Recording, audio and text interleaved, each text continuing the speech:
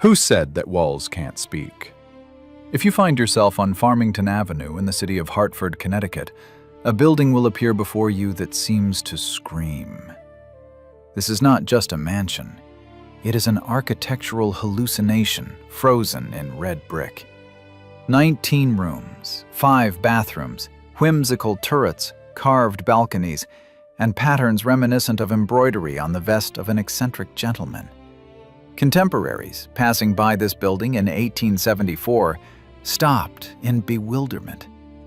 One of the local reporters noted that this structure looks as if a medieval fortress collided with a steamboat and cuckoo clocks fell on them from above. Tourists today see in this house a monument to literary genius, a symbol of the American dream and coziness. They pay for entry to see the library where the funniest pages in the history of American literature were written. But they do not see the main thing. They do not see that this house was not only a cradle of creativity, but also a golden cage, a financial black hole that slowly, year after year, sucked the life out of its creator. The story we're used to hearing sounds like a sweet fairy tale. A poor boy from the banks of the Mississippi becomes the world's most famous writer, marries a rich heiress, and builds the castle of his dreams. But the truth, hidden in accounting books and personal letters, is much darker and more dramatic. This house was built on a foundation of ambitions and fear. Fear of becoming nobody again. Fear of returning to poverty. Every brick laid, every Tiffany stained glass window, every carved fireplace. This was not just a demonstration of taste. It was a desperate attempt to prove to the elite society of New England that a rough reporter from the West was worthy of sitting at the same table with kings and magnates. We look at photographs of smiling Mark Twain in a white suit, but forget that beneath this mask hid Samuel Clemens, a man who couldn't sleep at night, calculating the monstrous debts generated by this very splendor.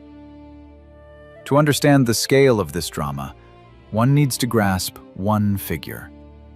In those years, when a skilled worker could consider earning $500 a year a stroke of luck, and a decent house cost around $2,000 or $3,000, Samuel Clemens spent more than $70,000 on the construction and furnishing of this mansion. Translate this into modern money, multiply by the social pressure of that time, and you will begin to feel the weight that fell on the writer's shoulders. This was not an investment. It was a manifesto. But a manifesto of what? Genius or madman? None of the guests who raised crystal glasses in his dining room suspected that the host of the house was playing a dangerous game with fate. It seemed impossible that a man earning thousands of dollars for one lecture could stand on the brink of bankruptcy. It seemed unthinkable that this house, filled with the laughter of 3 daughters and the love of his adored wife, would become the stage for the most terrible tragedy in the writer's life. A tragedy after which he would forbid himself even from approaching this place. We are used to thinking of Mark Twain as a cheerful storyteller, but this house remembers another man, furious, depressed, seeking salvation in dubious inventions just to pay the bills for this palace. Why did he do this? Why did a man who mocked human vanity build a monument to his own ego? The answer lies not in the architecture, but in the psychology of a man who spent his entire life fleeing the ghost of a hungry childhood. Samuel Clemens was not just building a house. He was building a fortress that was meant to protect him from the past. But he overlooked one thing. The most dangerous enemies are not outside the walls, but inside them. And sometimes that enemy becomes your own dream.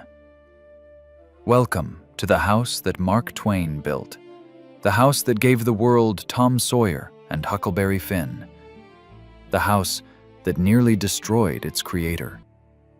To understand how this Gothic fairy tale turned into a financial nightmare, We need to rewind time back.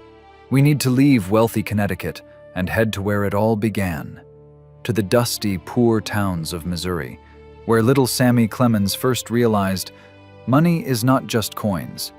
Money is the only protection from the cruelty of the world. It was there, in the mud and poverty, that the first stone of this majestic and tragic mansion was laid.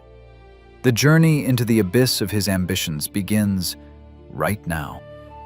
Samuel Langhorne Clemens came into the world on the 30th of November, 1835, on the day when Halley's Comet streaked across the sky over the tiny village of Florida in the state of Missouri.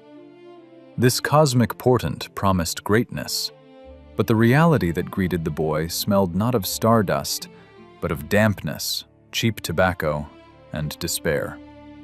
To understand why, 40 years later, this man would erect a pompous mansion in Hartford, one needs to look into the eyes of his father, John Marshall Clemens. This stern, never-smiling man was the living embodiment of American failure. He was a judge, a merchant, a land speculator, but every one of his ventures inevitably crumbled to dust. The main ghost in the Clemens house was not death, but the Tennessee land. 75,000 acres bought by the father for pennies in the hope that one day they would make the family fabulously rich.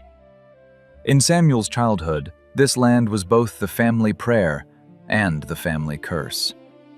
The father instilled in him a dangerous idea. True wealth is not earned through daily labor. It falls on your head like luck, like a miracle, like the result of one brilliant deal. Little Sam grew up with the conviction that he was a deferred millionaire.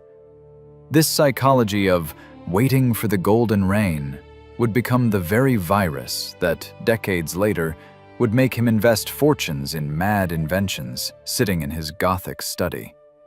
In 847, the catastrophe became reality. The father died of pneumonia, leaving the family in poverty. Sam was only 11 years old. His childhood ended at the moment when he saw his father's body through the keyhole during the autopsy. A shocking detail that he would carry through his entire life. School was abandoned. The boy stepped up to the printing press. It was here, in the smell of lead and printer's ink, that his first survival strategy began to form.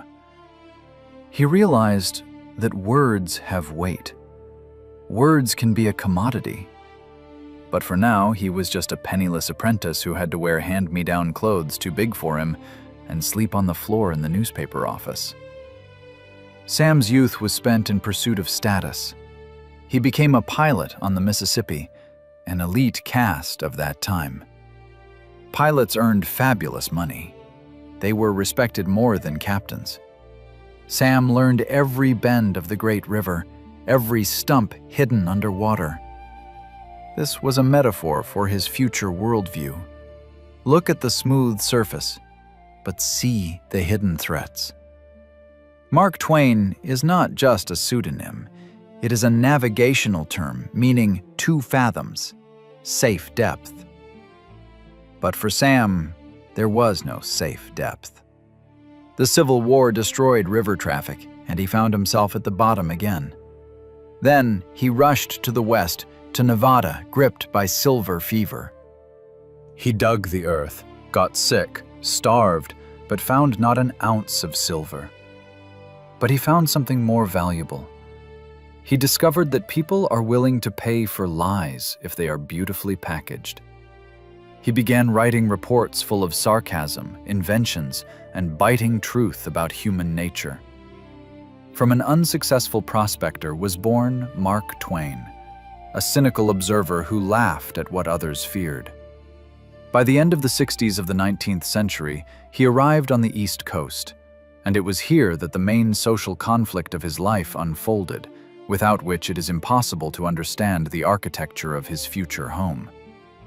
The east of the USA at that time, this was Boston and New York, this was old money, Puritan morality, restraint, Latin and tea ceremonies. Mark Twain burst into this world like a hurricane, He was rough. He wore strange sealskin coats.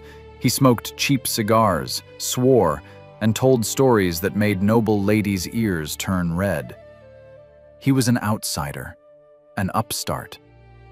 But this upstart was devilishly clever.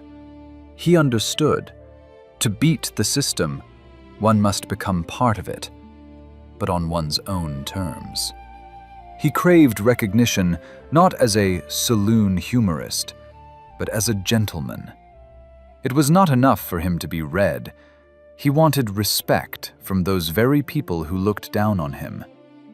In his soul, two men struggled. The rebel who despised the hypocrisy of the rich, and the ambitious provincial dreaming of his own palace. It was this inner schism that defined his philosophy of success. He decided to buy a ticket into high society. But he was not going to knock quietly on the door. He was going to kick it down. He needed an ally. He needed a guide into the world of the elite, a person who would wash the coal dust from his biography and turn Wild Sam into respectable Mr. Clemens. And he found that person. Or rather, he saw her face on an ivory miniature, and in that same second, his survival strategy turned into a conquest strategy. Fate was preparing a meeting for him that would change his life forever and lead to the construction of that very house, which would become his triumph and his curse. He did not yet know that the price of entry into this world would be measured not in dollars, but in pieces of his own soul. The face that changed everything was captured on a tiny ivory plate. Samuel Clemens first saw Olivia Langdon not in person, but in a miniature that her brother Charles showed him during the voyage on the steamship Quaker City. It was 1867. For the rough journalist, reeking of tobacco and river mud, this portrait was a revelation. Olivia, or Livy as those close to her called her, was not just a beautiful 22-year-old girl. She was the daughter of Jervis Langdon, a coal magnate from Elmira, New York State. She was the embodiment of Eastern elite. Educated, deeply religious, fragile, she had suffered a severe spinal injury, and impeccably bred. She was everything that Sam was not. And that is precisely why he decided that she must become his wife. This was not just infatuation. This was a military campaign to capture an impregnable fortress. When Samuel first appeared at the Langdons' mansion in Elmira, it looked like the invasion of a barbarian into a temple. The Langdon family was horrified. Who was this man with a wild mane of hair, a strange accent, and a dubious reputation?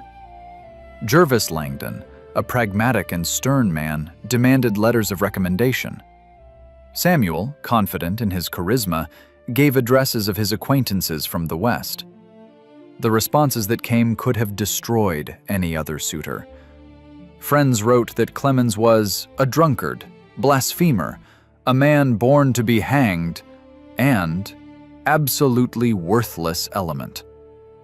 At that moment, the first major turn in the fate of the future house occurred. Jervis Langdon, after reading these damning letters, looked into Sam's eyes and asked, "Do you have even one friend who will say a good word about you?" Clemens, without batting an eye, replied, "It seems not, sir." This disarming honesty paradoxically saved him. The Coal King saw in the former pilot a backbone that money couldn't buy. In February of 1870, the wedding took place. It was the merger of two galaxies, the untamed energy of the frontier and the respectable capital of the East Coast. This marriage became the foundation on which the house in Hartford would later grow. Livy became not just a wife, she became his chief editor, censor, and, as Twain himself called her, a gravitational controller. She crossed out swear words from his manuscripts, taught him how to dress and behave at the table. Thanks to the Langdons' money and Livy's influence, Samuel Clemens received a pass to the major leagues. In 1871, the young family moves to Hartford, Connecticut. The choice of location was strategic. Hartford at that time was the richest city in America per capita, but the Clemens settled not just in the city, but in the Nook Farm district. Nook Farm. This was an elite enclave of intellectuals, a Victorian version of Silicon Valley, only instead of technology, literature and theology reigned here. Their neighbor became Harriet Beecher Stowe, author of Uncle Tom's Cabin, the most famous woman in America at that time. Settling here meant declaring to the whole world, "I am their equal." In 1873, the Clements buy a plot of land on Farmington Avenue, and here the real magic of architecture begins. For the creation of their masterpiece, they hired architect Edward Tuckerman Potter. Potter was known for his churches, and this was no accident. Twain did not want just a house. He needed a cathedral dedicated to family happiness and his own success. The design process began, in which the characters of the spouses strangely intertwined. Livy sketched the initial draft. She wanted coziness, warmth, a place where children could be raised away from the city hustle. Samuel wanted drama. He wanted to shock the bourgeoisie. The result of their joint work with the architect became the physical embodiment of their marriage. The house that began to grow on the hill was built of red brick decorated with a black pattern, a tribute to seriousness and traditions, the influence of Livy and her money. But the form of this house was pure Mark Twain chaos.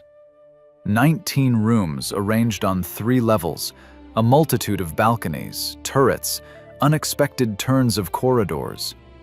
Twain asked the architect to make the windows in the billiard room face directly onto winter landscapes, like paintings in frames. In this structure, the old world met the new. On one side, Gothic arches reminiscent of medieval European castles. On the other, cutting-edge technologies, a complex heating system, plumbing, and, most surprisingly, orientation toward maximum use of natural light. This was no longer just a house. It was a declaration of independence. Twain seemed to say to his neighbors, conservative Yankees, "I will live among you, but I will not be like you." He built his fortress with its back to the street and its face to the river, demonstratively turning away from the society whose recognition he so craved.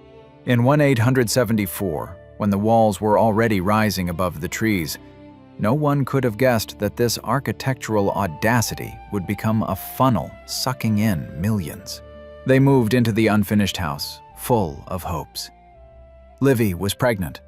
Samuel was at the peak of popularity after the release of the book The Gilded Age. It seemed that life was an endless ascent upward. But it was precisely at that moment, when the Clements carriage first entered the gates on Farmington Avenue, that the trap's mechanism snapped shut. Samuel Clemens had built a stage worthy of a king, and now he had to play the role of a monarch, even if the treasury was emptying day by day.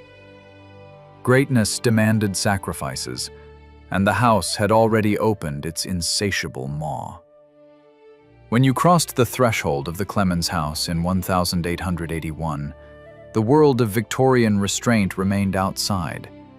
Inside, you were greeted not just by luxury, but by a real psychological labyrinth. After the interiors were completely reimagined by the group Associated Artists, which included the young Louis Comfort Tiffany, the hall turned into a shimmering Alibaba's cave. The walls and ceilings were covered with a complex geometric ornament applied with silver paint, which, in the light of gas jets, shimmered like the scales of an exotic fish. This was the first psychological frontier.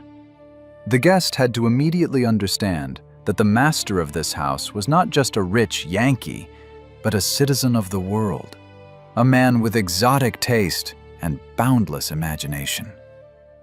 Moving deeper, you entered the heart of the house, the library. This room, paneled with dark oak, was the physical embodiment of Mark Twain's soul. The central place here was occupied by a massive carved fireplace that Samuel bought in Scotland, in Ayton Castle, and transported across the ocean. Above the hearth hung a brass plaque with a quote from Emerson: "The presence of a guest is the presence of God." But the real magic happened not in quotes, but on the mantelpiece. It was crowded with a multitude of knickknacks, and every evening Twain's daughters, Susie, Clara, and Jean, demanded a new fairy tale from their father. The rule was strict.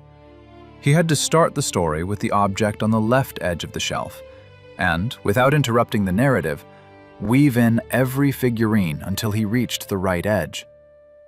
It was here, under the crackle of logs, that the very voice of the storyteller was born, which would conquer millions. The dining room, adjacent to the library, hid another detail revealing the character of the master. Above the fireplace, where mirrors or ancestral portraits are usually hung, Twain ordered a window to be cut.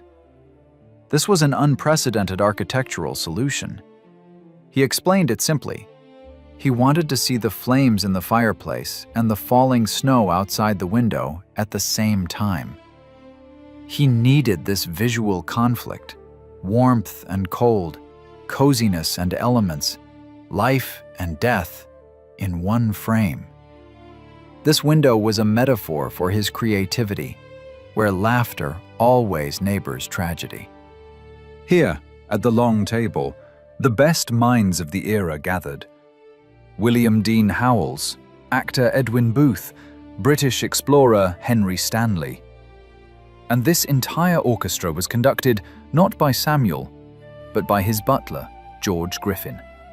A former slave who became the writer's trusted confidant, Griffin was the one who actually controlled the flow of guests and, according to rumors, often lent money to the master when he forgot his wallet.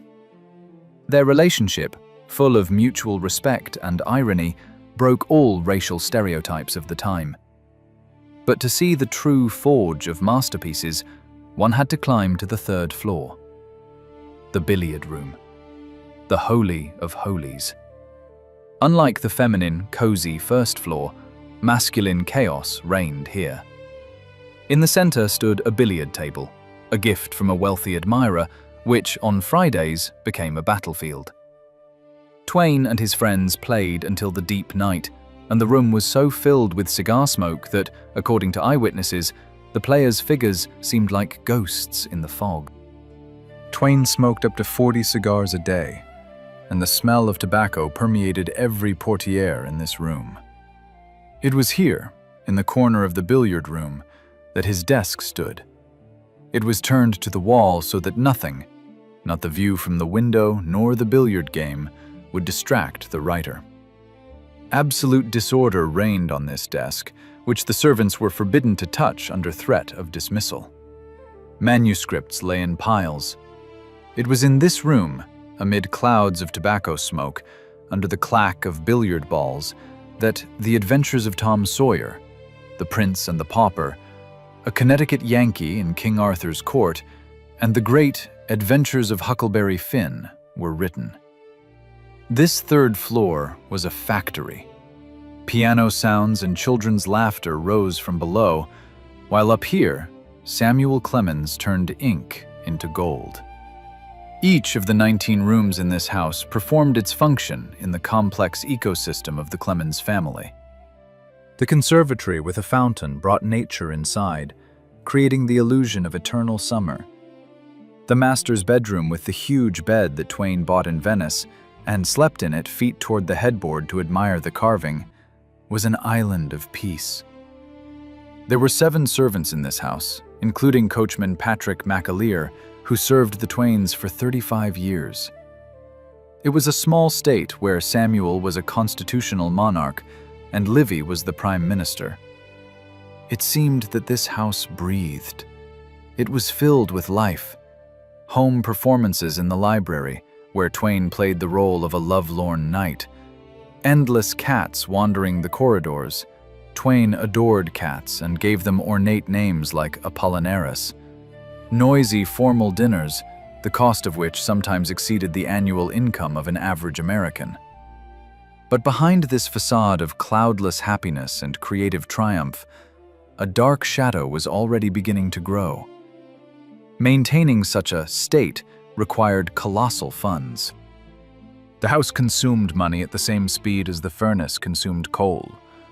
$30,000 a year went just to sustain the lifestyle, a sum unthinkable for a writer, even a genius. The walls adorned by Tiffany and fireplaces from Scottish castles began to demand sacrifices. Twain felt that literary royalties were no longer enough to feed this architectural monster. He needed a big score. He needed a miracle that would forever free him from the need to count money. And in search of this miracle, he made a fatal mistake. While on the third floor the history of literature was being written, in the subconscious of the master, the mechanism of a bomb was already ticking, which would blow up this ideal world. And the name of this bomb was the Page typesetting machine. In the basements of the Colt factory in Hartford, just a few miles from the cozy library with the fireplace, a monster was growing. It had no flesh and blood. It consisted of 18,000 steel parts, but its appetite was truly devilish. This was James Page's typesetting machine, an invention that was supposed to revolutionize printing by replacing the manual labor of typesetters. For Mark Twain, this was not just an investment. It was his ticket to the world of billionaires, his chance to become a new Rockefeller or Carnegie. He was obsessed with the idea that one machine would replace 4 men. He called it a mechanical miracle. But in reality, this miracle was a mechanical vampire that latched onto the writer's bank account. Here begins the deep moral ambivalence of our story. The great humanist, the man who in his books defended the weak and mocked greed, in real life was blinded by the shine of gold. He spent $3,000 a month on improving the machine, exactly as much as maintaining his luxurious mansion cost. Imagine these scales. On one side, family well-being, daughter's education, beloved wife Livy's peace of mind. On the other, a capricious mechanism that broke every time they tried to demonstrate it to investors.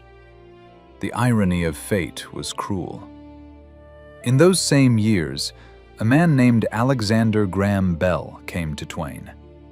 He offered the writer to buy a share in a new invention, the telephone, for pennies.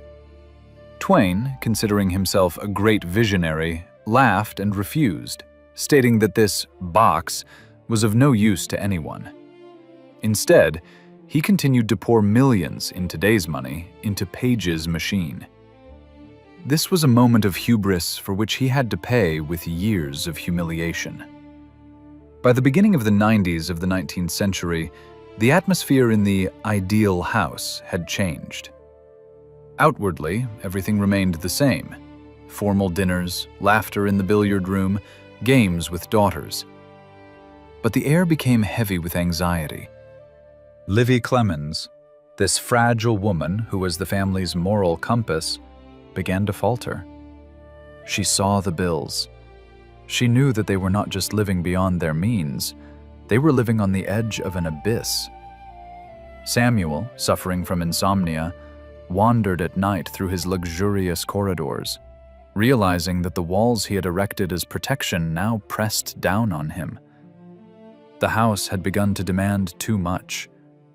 It had turned from a symbol of success into a monument to his financial insolvency. The turning point arrived, the moment when the dream collided with reality and shattered to pieces. The family made a decision that was presented to the outside world as a trip to Europe for health reasons. But the truth was humiliating. They were fleeing. Life in Hartford, with its servants, heating, taxes, and receptions, had become unaffordable. To save the remnants of their fortune, they needed to close the house, dismiss the staff, and leave for places where life was cheaper. Berlin, Paris, Florence. June 6th, 1891. Remember this date? It was the day the fairy tale ended. Try to imagine this scene. Servants cover the furniture with white dust covers, like shrouds. Statues are draped with cloth. The echo of footsteps in the empty corridors sounds frighteningly loud. The windows, from which Samuel loved to gaze at snow-covered firs, are shuttered. The house plunges into darkness. The most tragic figure on this day was the eldest daughter, 19-year-old Susie. She loved this house more than anyone. For her, it was not just a building, it was her world, her kingdom. She, a sensitive and talented girl who had begun writing her father's biography at 13, sensed disaster. On that day, when the carriage pulled up to the porch to take them to the station, Susie wrote in her diary lines full of pain. "We are leaving our home, and I have a feeling that we will never live here all together again." They left, thinking it was temporary. Samuel assured Livy that he would quickly set things right. The page machine would finally work, and they would return as triumphators. He was lying to her. And, worst of all, he was lying to himself.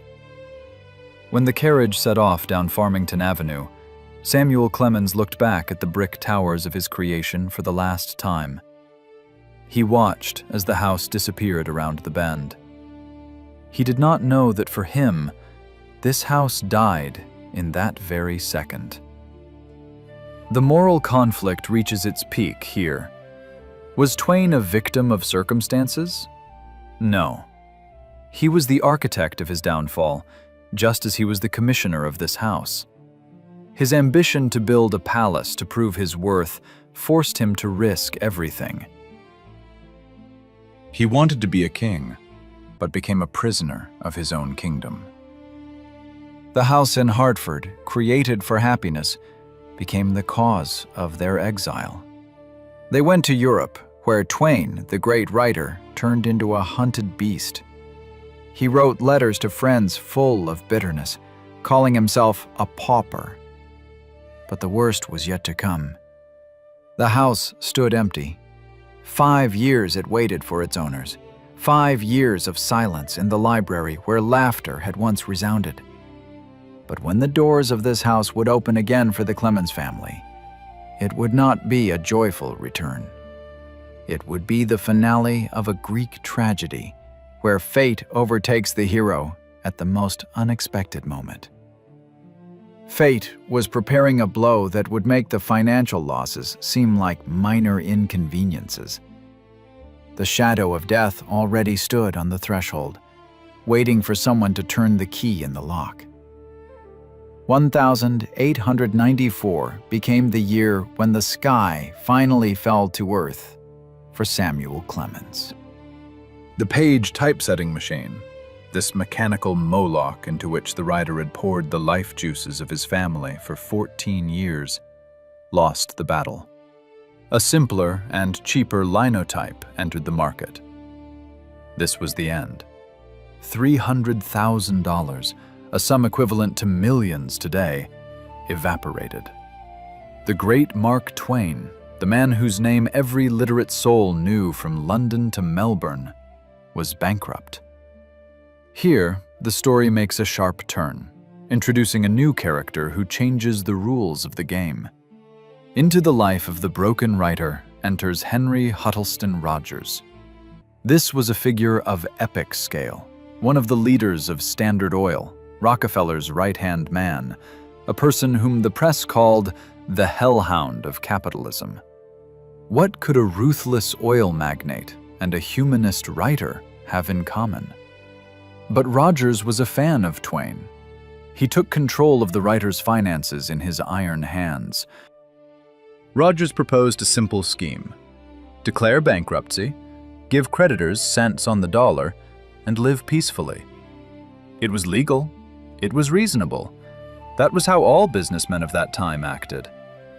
But here a deep inner transformation of the hero occurs.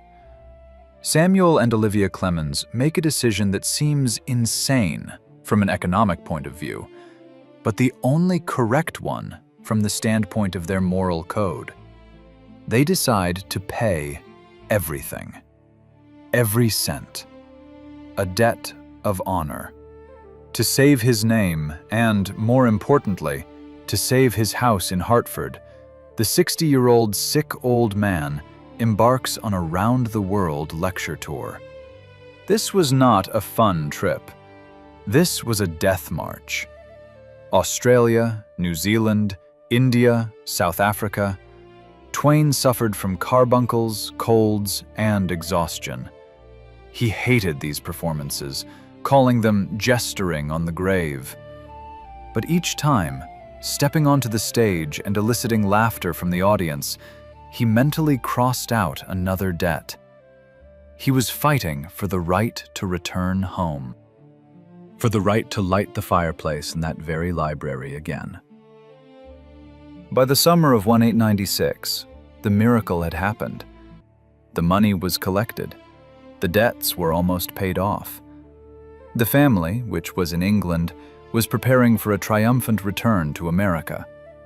Livy and Samuel rented a house in Guildford, near London, awaiting the arrival of their daughters, Susie and Jean, who remained in the States. It seemed that redemption was complete. The house in Hartford was waiting for them. But fate, a cruel playwright, had saved the most terrible blow for last. Twain's beloved daughter, 24-year-old Susie, the very one who was the soul of the Hartford house, was in that very mansion at that moment. She had returned there, preparing to sail to Europe, but instead of a trip to the port, she took to her bed.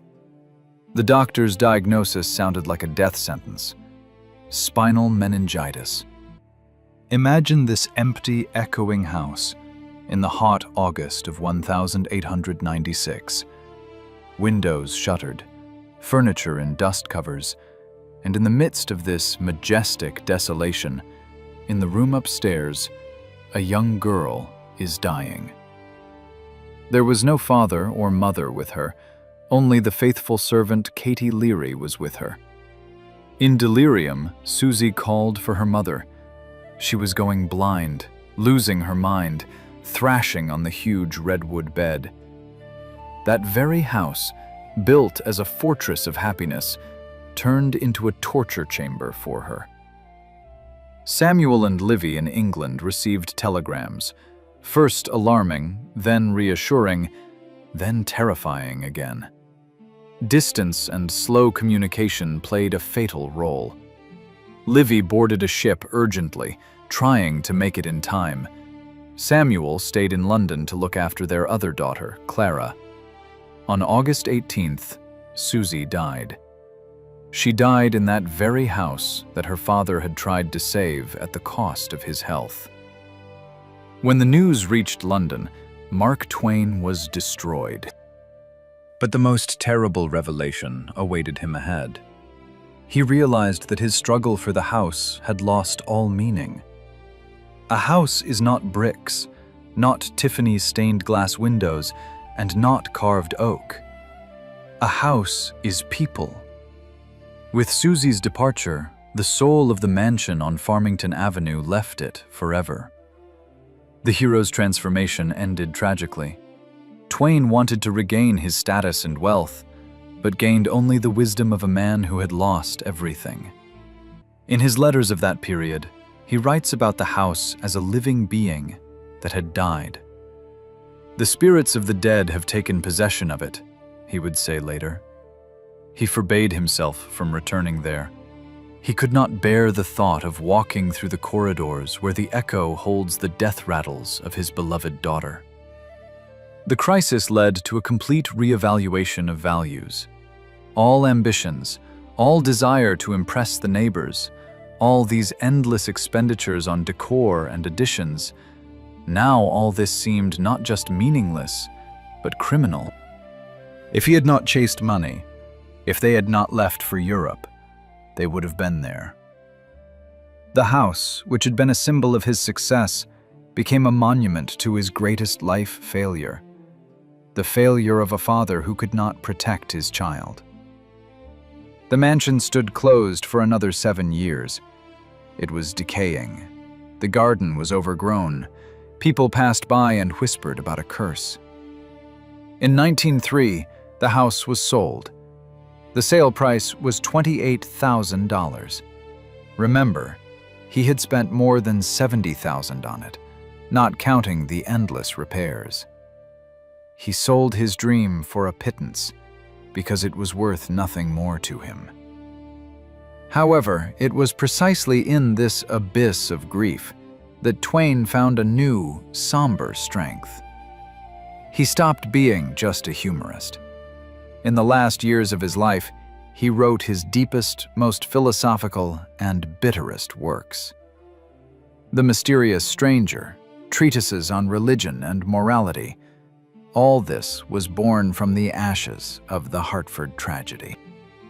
He stopped trying to please the elite. He became a prophet, denouncing the hypocrisy of that very world he had so strived to enter. Having lost his earthly home, he began to build his true legacy, an intellectual one that does not depend on mortgages and stock market crashes. But the price of this insight was unbearably high. The story of the house ended, but the story of its ghosts was just beginning. Today, as you walk along Farmington Avenue, house number 351 no longer looks like a lonely outcast.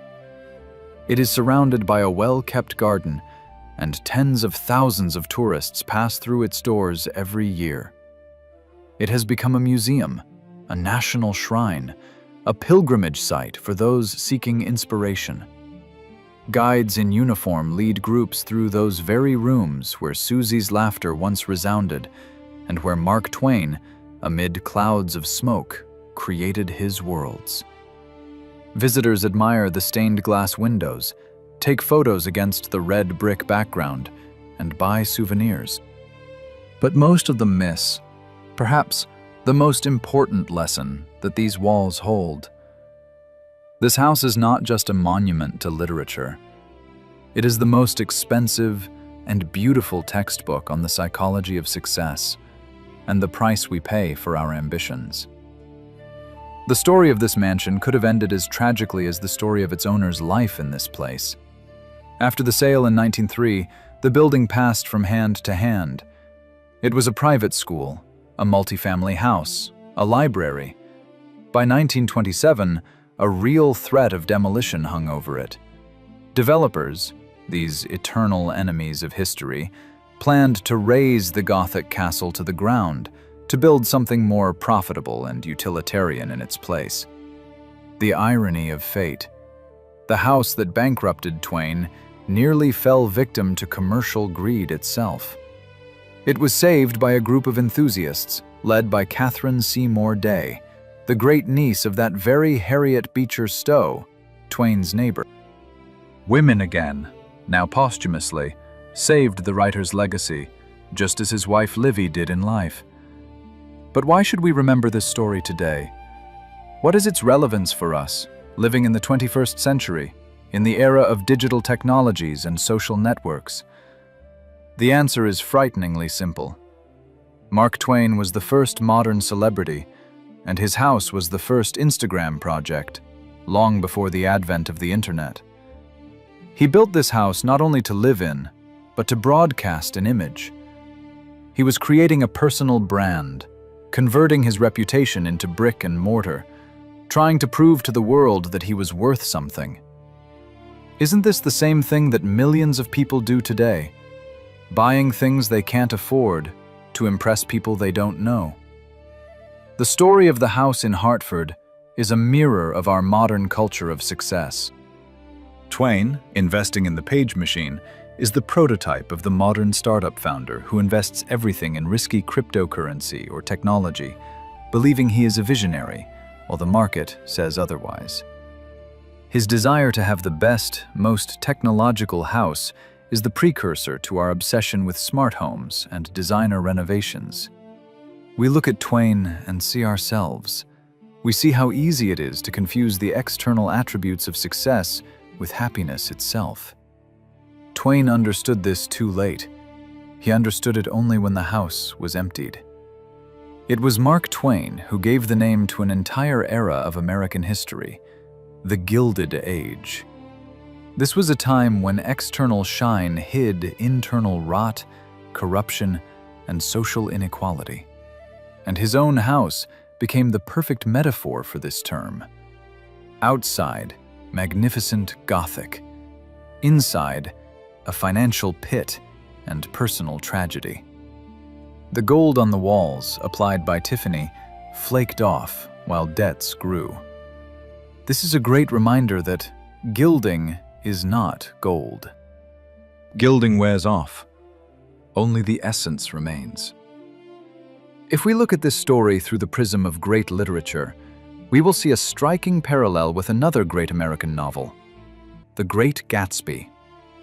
Samuel Clemens was the J. Gatsby of his time. He too came from nowhere. He too built a castle to win love and recognition. He too threw parties hoping to fill an inner void. And, just like Gatsby's, his dream was poisoned by reality. The house that was supposed to become a symbol of his triumph became a mausoleum of his hopes. But there is one important difference. Gatsby died, leaving nothing behind.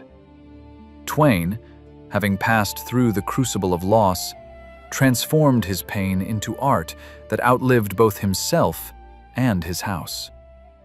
When you stand in the library of this house today, try to listen. The silence here is special. It is not the silence of emptiness, but the silence after the storm. You will not find ghosts and white sheets here, but you will feel the weight of unspoken words and unfulfilled hopes. This house teaches us that true legacy is not square meters or antique furniture. Legacy is how we cope with the blows of fate.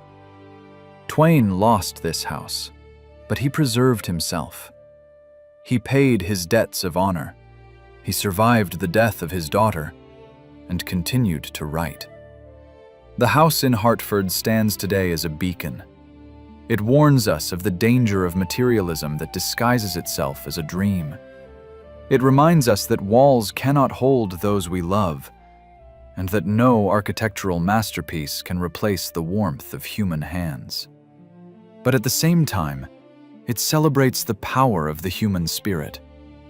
After all, despite all the tragedies, it was here that pages were written that have made the world laugh for a century and a half.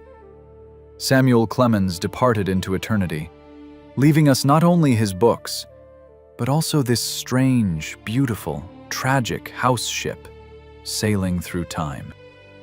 It reminds us that life is not what we accumulate, but what we are willing to give. And perhaps, when you step out of this house onto the sunny street of modern Hartford, you will look at your own home with different eyes. You will ask yourself, am I building a fortress for my ego, or a hearth for my soul? And this question is the most valuable souvenir one can take from Mark Twain's house.